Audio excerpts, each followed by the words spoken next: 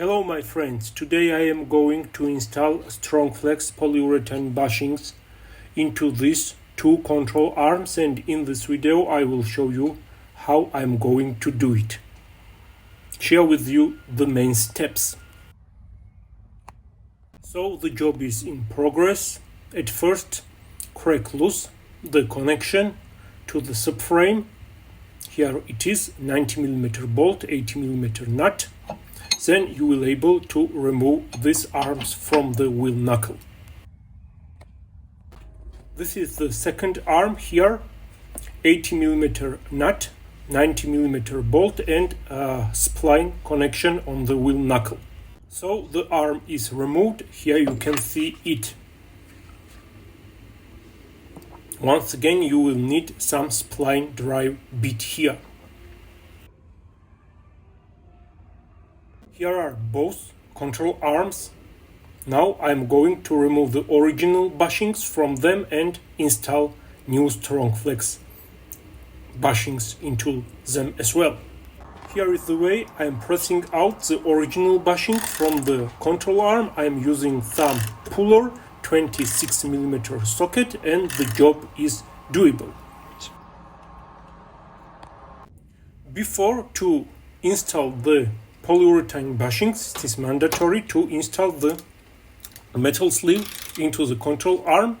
Here as well I am using some puller and I am pressing in the metal sleeve which we are in complete of STRONGFLEX application into the control arm.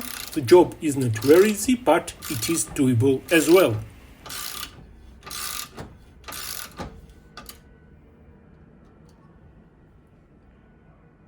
With the vise and only the puller, I was able to press in these sleeves into the control arms. Of course, if you have some press tool, it will be very easy, but I did not have the press, but as I already mentioned, slowly but gently I was able to install the sleeves into the control arms. Now it's time to install the polyurethane bushing into the control arm. Here is the puller which is secured into the vise. Then I will put the control arm, then I will put the polyurethane bushing, then two nuts. Make sure you have greased the bushing with the original grease which was incomplete of the STRONGFLEX application. And now I will tighten this nut to press this bushings into the control arm slowly, gently, and you will be able to do the job.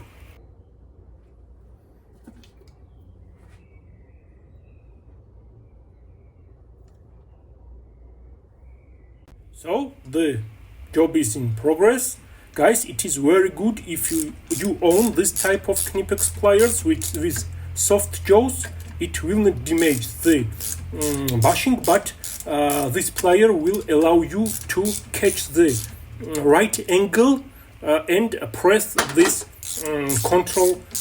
bushing into the control arm without any issues. And as you can see, I'm doing this with these pliers, and this helps me very much in this situation. Otherwise you have to put your fingers there and it is not very comfortable, trust me.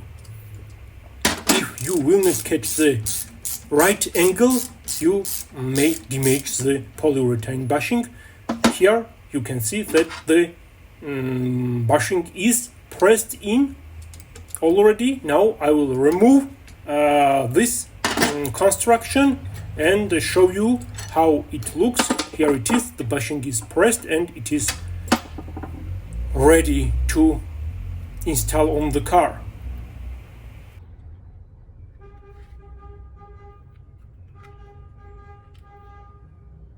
So before to mount the control arm on the car, it is mandatory to install these sleeves into the polyurethane bushings here.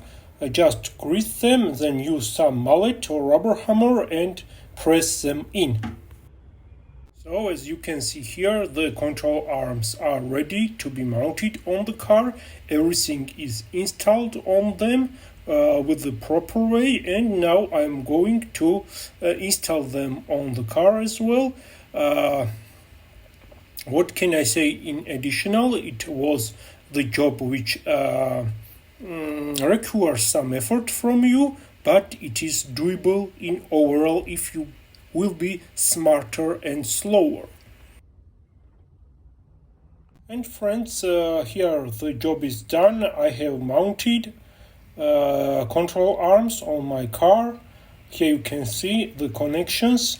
Here you will need some spline drive bit to hold the bolt and then to tighten the nut.